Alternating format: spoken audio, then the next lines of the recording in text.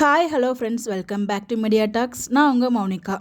ரொம்பவே வருத்தமாக இருக்குங்க. நம்ம விஜயோட விளையாட்டுத்தனம் சீரியல்லையும் சரி, ரியல் லைஃப்லேயும் சரி, ரொம்ப அவருக்கு டேமேஜை கொடுத்துட்டு தான் சொல்ல முடியும். சீரியலில் பார்த்தீங்கன்னா அவர் விளையாட்டாக இருந்தது பார்த்தீங்கன்னா கடைசியாக காவேரி பிரிஞ்சு போன மாதிரி ஆகிடுச்சு. இங்கே அவர் ஜஸ்ட் விளையாட்டாக தான் பேசினார். பட் அவர் அந்த பாயிண்ட் அவர் எதுவுமே யோசிச்சுலாம் பேசலைங்க. ஒரு ஃப்ளோவில் பேசிட்டார். என்ன பேசணும்னு தெரியாமல் தான் பேசியிருக்காரு. கண்டிப்பாக அவர் பேச உங்களுக்கு ஹர்ட் ஆயிருக்குங்கிறது ரொம்ப கிளியராகவே புரியுது. பட் அதுக்காக ஒரு விளையாட்டாக பேசின ஒரு விஷயத்தை இவ்வளோ சீரியஸாக எடுத்து இவ்வளோ நெகட்டிவிட்டி ஸ்ப்ரெட் பண்ணுமா அப்படிங்கிற மாதிரி எனக்குள்ள ஒரு கேள்வி இருந்துச்சு. இந்த ஒரே ஒரு இன்டர்வியூனால அவரோட 6 வருஷ பயணத்தை ஒன்றுமே இல்லாத மாதிரி ஆக்கிட்டீங்களே. அவர் என்ன ஹெட் வெயிட் பிடிச்சவர், மேல் நாங்கள் மகாநிதி பார்க்க மாட்டோம், வீக்காக சப்போர்ட் கொடு, என்னங்க இதெல்லாம்? ஒரு ஃபேனாக இருந்தால் நம்ம கடைசி வரைக்கும் ஃபேனாக இருக்கணுங்க. அதுதாங்க ஒரு ட்ரூ ஃபேனு. இன்னொரு விஷயம் அதில் நான் உங்களுக்கு கிளாரிஃபிகேஷன் பண்ணணும்னு நினச்சேன். பிகாஸ் நான் பார்த்த கமெண்ட்ஸ்லாம் பார்த்துட்டு ரொம்பவே ஹர்ட் ஆகிட்டு. ஸோ இது பார்த்தீங்கன்னா எஸ்எஸ் மியூசிக் பண்ண ஒரு முக்கியமான வேலை. நீங்கள் நல்லா புரிஞ்சுக்கணும். வீடியோவில் கீழே கொடுக்குற கேப்ஷன் அவங்க பார்வையாளர்கள் போய் பார்க்கணும் அப்படிங்கிற ஒரு ரீசனுக்காக தான் பார்த்தீங்கன்னா அப்படி கேப்ஷனை கொடுப்பாங்க. அது அவங்களோட யுக்தி. அந்த யுக்தியை பயன்படுத்தி நம்ம விஜயோட ஒரு கேரக்டர் ரொம்ப ஒரு மாதிரி ப்ரொஜெக்ட் ஆன மாதிரி ஆயிடுச்சு. அதில் நிறைய விஷயங்கள் கட்டும் பண்ணியிருக்காங்க. ஒரு வீடியோட எடிட்டிங் கட்டிங் எல்லாமே இருக்கும். அதுக்கு நான் மென்ஷன் பண்ணுறேன். நீங்கள் சொல்வீங்க விஜய்க்காக நீங்கள் சுமத்திக்கிட்டு வரீங்க, என்ன வேணாலும் சொல்வீங்க. பட் நான் ஒரு ரியலாக நான் ஒரு ஃபேனாக நான் பேசுகிறேன். எனக்கு விஜயும் பிடிக்கும், காவேரியும் பிடிக்கும். காவேரிக்கு இந்த மாதிரி இருந்தாலும் கண்டிப்பாக நான் சொல்வேன். அதே மாதிரி காவேரிக்கு தனியாக வீடியோ போடலையா அப்படின்னு நிறைய பேர் சொல்லிட்டு இருந்தீங்க. என்ட்ரி வீடியோ அவங்களுக்கு தனியாக ஒரு வீடியோ போடுறதாகவும் அவங்க சொல்லியிருக்காங்க. இதில் நான் உங்களுக்கு மென்ஷன் பண்ணுறேன். ஸோ என்ன நான் விசாரிச்சுட்டு வந்தேன், ரியல் இப்போ நம்ம எல்லாமே ஒரு வீடியோவாக தான் பார்க்குறோம். இந்த வீடியோ கட்டிங் அவங்களுக்கு ஏற்ற மாதிரி அவங்களுக்கு வியூஸ் போகிற மாதிரி தான் மேக்ஸிமம் எடிட் பண்ணுவாங்க. இது வரைக்கும் ஒரு 3 எபிசோட்ஸ் பார்த்துருக்கோம் நினைக்கிறேன். 3 or 4 எபிசோட்ஸ் பார்த்துருக்குமா. ஸோ அதுவுமே வரிசையாக ஆர்டராக எடுத்த எபிசோட்ஸ் கிடையாது. அப்பப்போ பார்த்தீங்கன்னா ஃபஸ்ட் எடுத்தது லாஸ்ட்டில் அந்த மாதிரி அவங்க ஷேர் பண்ணியிருக்காங்க. உங்களுக்கு நான் தெளிவாக இது எதுக்காக சொன்னதை நான் கடைசியாக நான் சொல்கிறேன். ஸோ இப்போ நான் பார்த்த கீழே கமெண்ட்ஸ் பண்ணவங்க, அதுக்கப்புறம் பார்த்தீங்கன்னா நிறைய பேர் அங்கே நேரில் இன்டர்வியூ பார்த்தவங்க யாருமே கிடையாது. நேரில் இன்டர்வியூ பார்த்தவங்க எல்லாருமே பார்த்தீங்கன்னா அவ்வளோ ஹாப்பியாக தான் நமக்கு அப்டேட்ஸ் கொடுத்துருந்தாங்க. நீங்கள் உங்களுக்கு ஞாபகம் இருக்குமான்னு தெரியல, இன்டர்வியூ நடந்த அன்னைக்கு இதெல்லாம் நடந்துருந்துச்சுன்னா அங்கே அவங்களும் இந்த மாதிரி நேரில் பார்த்து ஹர்ட் ஆயிருந்தாங்க, ஃபேன்ஸ்லாம் ஹர்ட் ஆயிருந்தாங்க அப்படின்னா கண்டிப்பாக அங்கே நம்மளுக்கு இவ்வளோ அப்டேட்ஸ் கொடுத்துருப்பாங்களா. இன்டர்வியூலாம் முடிஞ்சதுக்கப்புறம் தானே விஜய் காவேரி எல்லாருமே சேர்ந்து ஃபேன்ஸ் கூட ஃபோட்டோஸ்லாம் எடுத்துக்கிட்டாங்க. ஏன் இன்கேஸ் அந்த இடத்துல விஜய் மேலே கோவம் இருந்ததுன்னா கண்டிப்பாக நமக்கு பார்த்து எவ்வளோ உங்களுக்கு கோவம் வருதோ அது அங்கே போயிருக்கவங்களும் ரியல் ஃபேன்ஸ் தான் அங்கே போயிருக்காங்க.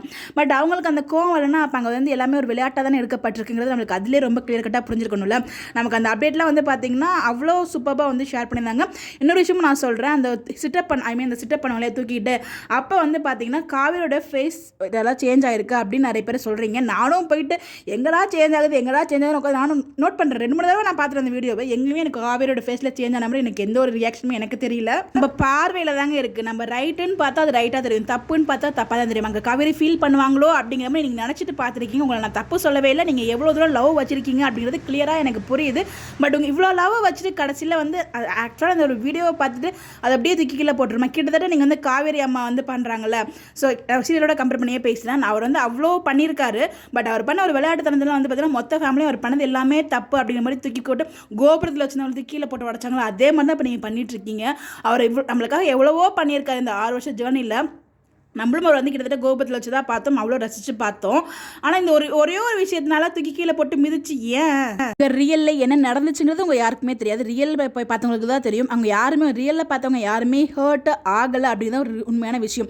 உங்ககிட்ட தயவுசெய்து கேட்குறேன், இந்த வீடியோ பார்க்குற யாராச்சும் நீங்கள் ரியலில் போயிருக்கீங்க. ஆக்சுவலாக நான் விசாரிச்ச இடத்துல பார்த்தீங்கன்னா நாங்கள் யாருமே ஹர்ட் ஆகலை அப்படிங்கிற மாதிரி சொன்னாங்க. நான் சொல்கிறது உங்களுக்கு உண்மை இல்லை அப்படின்னா இந்த வீடியோ பார்த்துட்டு இருக்க யாராச்சும் நீங்கள் நேரில் போயிருந்தீங்கன்னா நீங்கள் நேரில் போயிட்டு எப்படி ஃபீல் பண்ணீங்க, ஹர்ட்டாக ஃபீல் பண்ணீங்களா, ஜாலியாக இருந்தீங்களாங்கிறத தயவுசெய்து கமெண்ட் மென்ஷன் பண்ணுங்கள். கண்டிப்பாக அது இன்னும் ஒரு சில ஃபேன்ஸ்க்கே யூஸ் ஆகும். அவங்க தப்பாக புரிஞ்சுக்கிற ஃபேன்ஸ்க்கு யூஸ் ஆகும்னு நினைக்கிறேன். பட் எப்பயுமே பார்த்தீங்கன்னா எல்லா விஷயத்தையும் நம்ம பார்க்குற விதத்தில் தாங்க இருக்குது. நான் இது நான் இவருக்கு மட்டும் சொல்ல எல்லாருக்குமே சொல்கிறேன். ஒருத்தவங்க நம்ம தப்பான கண்ணோட்டத்தில் பார்த்தோம் தப்பாக தான் தெரியும், ரைட்டான கண்ணோட்டம் நம்ம பார்க்குற பார்வையில் தான் இருக்குது ரைட்டாகிறாங்க அப்படிங்கிறது எல்லாருக்குமே பொருந்தும். நீங்கள் இவ்வளோ தூரம் நீங்கள் கோவப்பட்டிருக்கீங்க, உங்களோட மேலே நீங்கள் எவ்வளோ லவ் வச்சுருக்கீங்கிறது எனக்கு புரியுது. அவர் ஒரு ஜஸ்ட் ஒரு ஃப்ளோவில் பேசிட்டாருங்க. அதை பேசிட்டார், தப்பாகவே இருக்கட்டுங்களேன். இப்போ உங்கள் தம்பியோ கூட பிறந்த யாரோ ஒருத்தவங்க அவன் தப்பு பண்ண டைமில் அவங்க கூட நான் பேச மாட்டேன், அவங்க கூட பழக மாட்டேன் அப்படின்னு நம்ம என்னைக்காவது சொல்லுவோமாங்க? அவன் நம்மளோட ஒருத்தன் நம்ம கூட பிறந்தவங்கிற ஒரு பாசம் இருக்குல்ல, அது மாதிரி தானே நம்ம எல்லாருமே அப்படி தான் நினச்சிருக்கோம். கூட பிறந்த ஒருத்தர் மாதிரி தான் நம்ம ஒரு பழகிருக்கோம். நம்ம ஃபேன்ஸை நம்ம எல்லாருமே அப்படி தான் ரசிச்சு பார்த்துருக்கோம். வீக்காங்கிறது தனியாக விஜய் காவேரி கிடையாது, 2 பேரும் சேர்ந்தாதான் அது வீக்காவாக இருக்கும். அதுக்கப்புறம் பார்த்தீங்கன்னா நிறைய பேர் அங்கே அவ்வளோ ஜாலி. அவங்க நேரில் பண்ண சொன்னது என்னன்னா நாங்கள் ஜாலியாக தான் இருந்தோம், அவங்க எல்லாமே ஃபன் நோட்டில் தான் சொன்னாங்க, நாங்களும் அதை ஃபன்னாக ரசித்து என்ஜாய் தான் பண்ணோம் அப்படிங்கிறது அவங்க ரொம்ப அழகாக சொல்லியிருப்பாங்க. அது மட்டும் இல்லை, காவேரி அவர் தூக்கிட்டு இறக்கியிருப்பார் இல்லையா, அப்போ காவேரி போயிட்டு அவர் மூஞ்சில் காவேரி மூஞ்சில் வந்து ரொம்பவே வந்து இதெல்லாம் இருக்குன்னு சொல்லியிருந்தீங்களா, கோவமா ஒரு மாதிரி இதாக அந்த ஸ்மைலே வந்து ஒரு ஃபேக் ஸ்மைல் மாதிரி இருக்குது, அவங்க மூஞ்சியே மாறிடுச்சு அப்படி மாதிரிலாம் சொல்லியிருந்தீங்க இல்லையா. எத்தனை பேர் இந்த வீடியோ பார்த்தீங்கன்னு தெரியல. ஆஃப் ஸ்க்ரீனில் நம்ம இந்த வீடியோ நமக்கு கிடச்சிச்சு, எல்லாம் லிஃப்ட் பண்ணுற மாதிரி தூக்கி தூக்கி இறக்குவாங்களே, அந்த வீடியோ கிடச்சிது. கீழே இறக்கி விட்டதுமே காவேரி போயிட்டு நம்ம விஜயோட கையில் ஏதோ அடிப்படி அடிச்சா அது நார்மலாக வந்து ஏதோ பேசிகிட்டு இருப்பாங்க.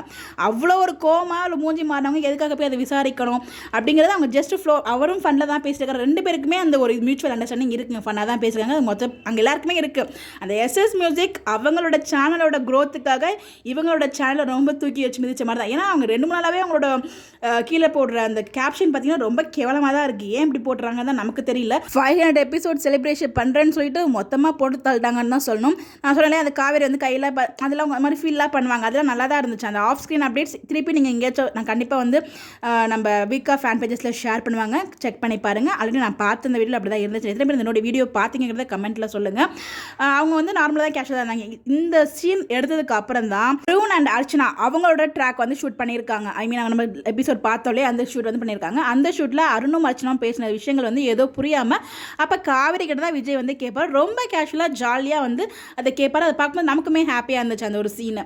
ஸோ அது வந்து பார்த்தீங்கன்னா ரொம்ப இந்த சீனுக்கு அப்புறம் தான் அந்த சீன் நடந்திருக்கு. அப்படிங்கிறப்ப உங்களுக்குள்ள ஏதாச்சும் ஒரு மிஸ் அண்டர்ஸ்டாண்டிங் இருந்துச்சுன்னா அவ்வளோ கேஷுவலாக உட்காந்து பேச மாட்டாங்க கண்டிப்பாக. ஓகேங்களா, யாருக்காக இருந்தாலும் ஒரு கோவம் இருந்துச்சுன்னா அதில் இப்படி கேஷுவலாக உட்காந்து பேசியிருக்க மாட்டாங்க.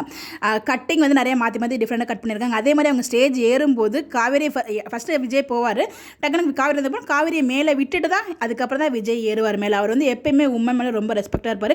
எந்த ஸ்டேஜ் போனாலும் ஈக்குவலாக 2 பேருக்கும் சேர்த்து 2 பேரையுமே பேச விட்டு ஒரு ரொம்ப ரெஸ்பெக்டோட தான் இருப்பார். அப்படிப்பட்ட ஒரு பர்சனை வந்து இவ்வளோ தூரம் இறக்கி தாழ்த்தி அவர் ரொம்ப என்னென்னமோ பேசுகிறாங்க. அதெல்லாம் பார்க்கும்போது ரொம்ப ஹர்ட்டாக இருக்குது நமக்கு.